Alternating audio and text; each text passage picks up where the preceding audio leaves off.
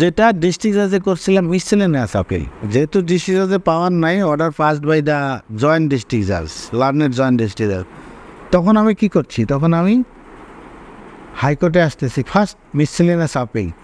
তখন জজ সাহেবরা যেহেতু অত্যন্ত অভিজ্ঞ, ওনারা এটা দেখে বলতেছে যে এটা তো অর্ডার এগেনস্টে, ব্যাখ্যা করার কোনো আর প্রয়োজন তাদের কাছে নাই। আচ্ছা, তাহলে ফার্স্ট মিসেলেনিয়াস আপিল হিসেবে আমরা আসলাম। এইবার অর্ডার 39 রুল 1 and 2 নয়, অন্য একটা প্লেয়ার নিয়ে গেলাম সাব জজ, জয়েন্ট ডিস্ট্রিক্ট জাজ। যেহেতু আমার সুদ ভ্যালুয়েশন 100 কোটি টাকা, মামলা তো আমার মাননীয় জয়েন্ট ডিস্ট্রিক্ট জাজেই বিচারাধীন। তো সেখানে আমি এমন একটা অ্যাপ্লিকেশন নিয়ে গেলাম যেটা রিজেক্ট হলো এবং যেটা আপিলেবল নয়, তাহলে কী হবে? যদি আপিল না হয় সেক্ষেত্রে রিভিশন অবশ্যই হবে, ইয়েস, রিভিশনই হবে। এবং এটা সেকেন্ড রিভিশন না, এটা রিভিশন ডাইরেক্ট রিভিশন এই 115-এর একই হয়ে যাবে। আপিলেবল অর্ডার না হলেই তো রিভিশন হবে, কারণ আগেও আমরা রিভিশন করেছিলাম সহকারী জজের এসে জেলা জজে, কিন্তু এখন জেলা জজে যাওয়ার সুযোগ তো নাই, ভ্যালুয়েশন হাই।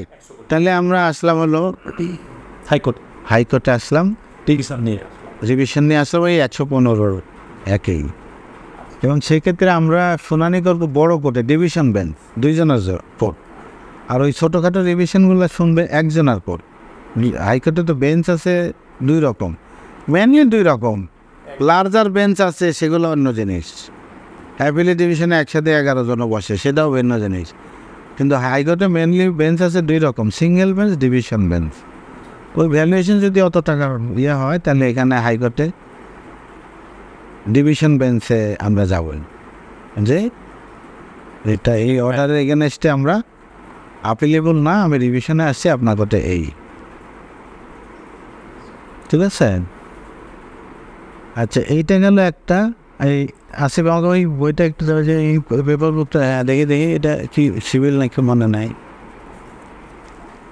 না এটা ক্রিমিনাল, আচ্ছা রেখে দেবেন, এটার নাম হলো পেপার বুক, হ্যাঁ না রেখে দেবো, যেখানে ছিলেন। আচ্ছা, এইবার প্রশ্ন আসবে যে জয়েন্ট ডিস্ট্রিক্ট জাজ হচ্ছে আমাকে কি দিল, আমি মামলা, আমার বিচার, এগুলো তো ইন্টারলোকুটরি অর্ডার, পাইলে পাইলাম, না পাইলে নাই। আমার তো টার্গেট মূল মামলা জিতবো, আমার সম্পত্তি 100 কোটি টাকা মূল্যমানের, একটা উদাহরণস্বরূপ বলছি আর কি। তাহলে জয়েন্ট ডিস্ট্রিক্ট জাজ আমার সুট ডিসমিস করে দিল, আমি হেরে গেলাম, বা ডিগ্রি দিয়ে দিল, আদার সাইড হেরে গেল, তাহলে সে কি ছাড়বে? আমি হেরে গেলাম, আমি কি ছাড়বো?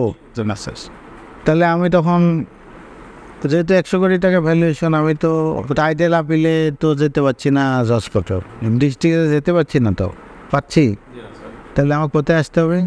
হাইকোর্টে। কি নামে আসবো?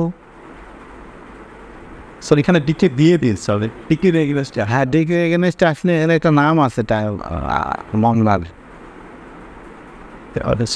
এটা সিম্পল ফার্স্ট আপিল, এটাও ফার্স্ট আপিল, এফ কোথাও লেখা থাকবে, হ্যাঁ এফ কথাটা লেখা থাকবে, ওটাতে টাইটেল আপিল থাকতো, দেওয়ানি আপিল, আর এখানে থাকবে ফার্স্ট আপিল, এফ এ। এখানে কিন্তু মূল ডিগ্রি করতে পারে, মূল ডিগ্রি এফ এ মানেই ধরে নেবেন মূল ডিগ্রি, এখানে এফ এ মানেই, তাহলে এখানে মূল ডিগ্রিতে আপিলটা পড়লে তো 96 আসবে, তখন 96 আপিল। কিন্তু যখনই আপনি দেখবেন যে FMA, তখনই ধরে নেবেন যে এটা অবশ্যই অর্ডারের এগেনস্টে হাইকোর্টে আসছে। যখনই দেখবেন FA, ফার্স্ট আপিল, এফএতে আমরা সংক্ষেপে বলি, আসলে তো পুরোটা বলা উচিত, ফার্স্ট আপিল হলেই বুঝে দিতে হবে যে এটা ডিগ্রি হয়ে গেছে। মূল মামলার রায়ের এবং ডিগ্রির বিরুদ্ধে এখানে আসছে, যে পক্ষই আসুক, এক পক্ষ তো আসবে, 2 পক্ষ তো আর জিতে না।